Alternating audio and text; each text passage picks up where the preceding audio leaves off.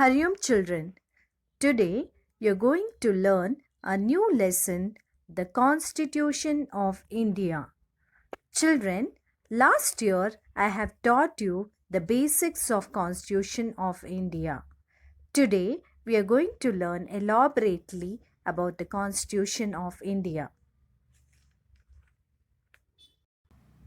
Children, India is also known as Bharat, is a union of states. It is a sovereign, socialist, secular, democratic republic with a parliamentary system of government. The republic is governed in terms of the Constitution of India, which was adopted by the Constituent Assembly on 26 November 1949 and came into force on 26 January 1950. The Constitution provides for a parliamentary form of government which is federal in structure with certain unitary features. The Constitution of India is the supreme law of India. It lays down the framework defining fundamental political principles, establishes the structures, procedures, powers and duties of the government, institutions, and sets out fundamental rights, directive principles, and the duties of the citizens. This book is the holy book of Indian politics. Hence, to all those who want to understand politics of India must read this constitution. The British accepted the demand in August 1940, allowing Indians to draft their own constitution. Election of 389 members of the Constituent Assembly were held by provincial assemblies by proportional representatives under Cabinet Mission Plan in 1946. On August 29, 1947, the drafting committee was appointed with Dr. B.R. Ambedkar as its chairman and Sir Benigal Narsingh Rao as its constitutional advisor. The committee included few other members, namely Pandit Gobind Ballabh Pant, Kanayalal, Maneklal Munshi, Alladi Krishnaswamy Iyer, N. Gopalaswamy Iyengar, B. L. Mittar, M. D. Sadullah, and D. P. Ketan. As we all know, the Constitution of India is the supreme law of India. It is the longest written constitution of any other country on the earth.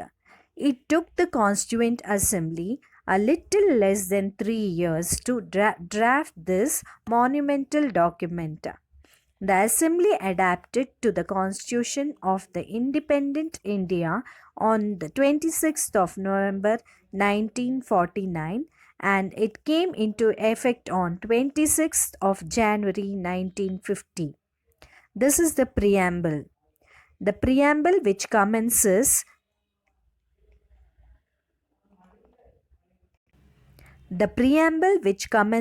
with the magical words, "We, the people of India," captures the lofty spirit of our Constitution.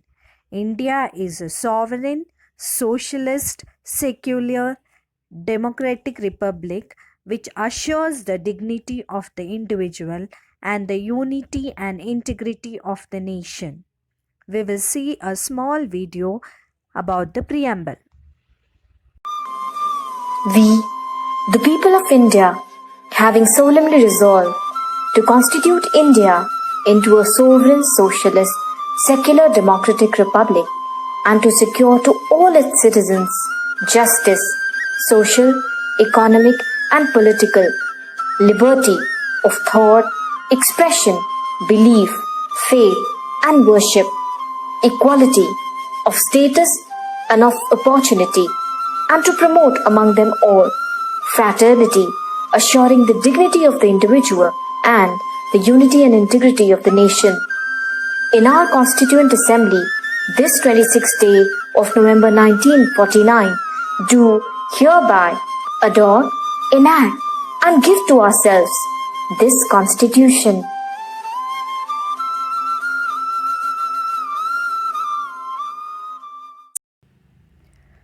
The Supreme Court of India has upheld that the preamble is an integral part of Constitution.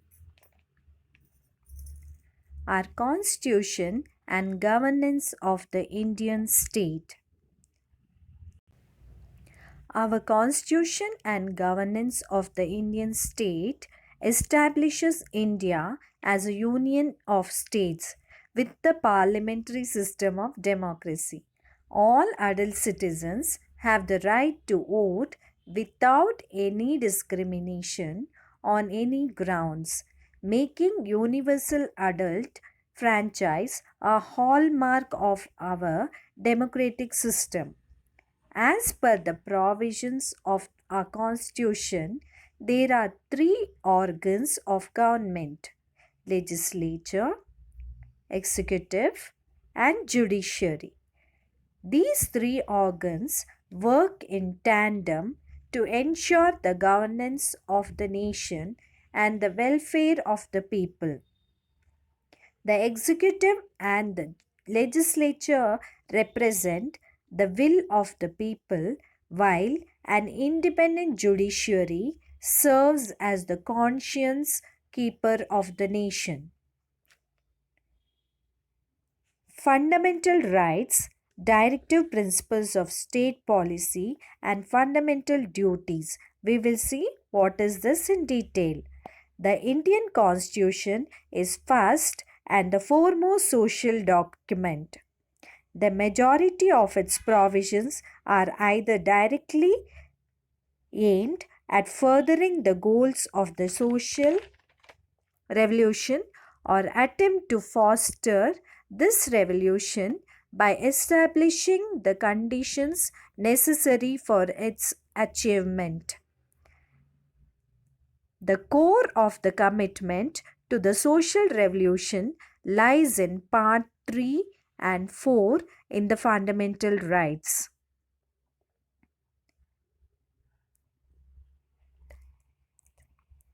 Now let's understand what are directive principles. Directive principles of state policy.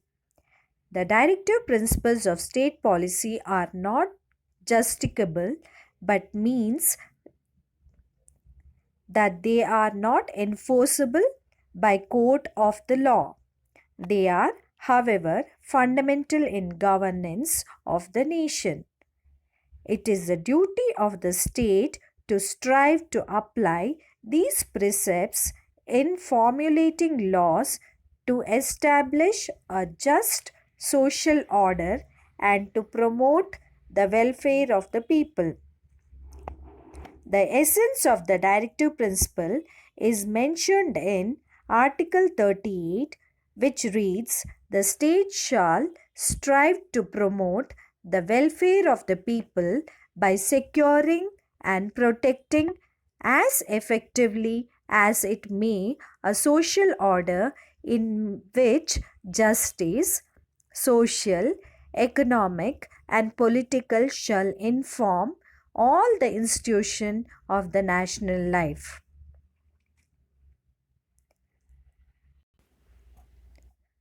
Now let's understand what are fundamental rights. Fundamental rights enshrined in Part 3, Articles 12 to 35 of the Constitution and are protected and guaranteed by the Constitution itself. They are essential for leading a dignified existence as stated in the preamble and are enforceable in courts of law. Fundamental rights not only protect individuals from arbitrary, prejudicial state actions but also protects them against actions of other individuals.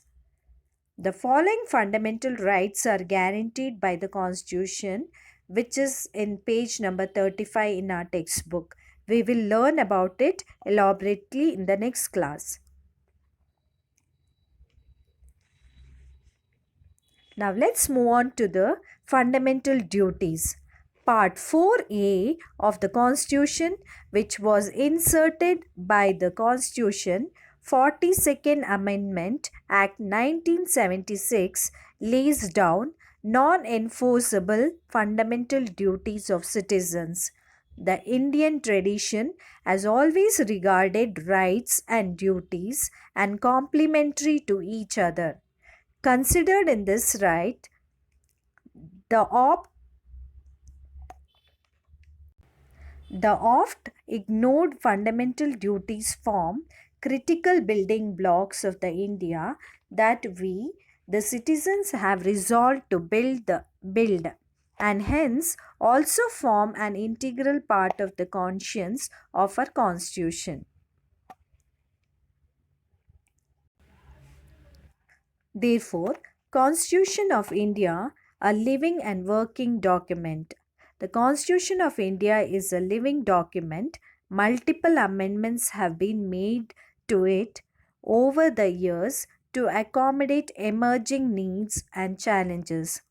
This process, which can be likened to the proverbial churning of the ocean, is fraught with its own set of rights and challenges. The dynamism, however, it is sine qua non for progress and should not and will not cease. It is incumbent upon we, the people of India, who have adopted and enacted the Constitution as the cornerstone of our democracy, not only to understand, appreciate, and protect its sanctity, but also to put it to work as we build.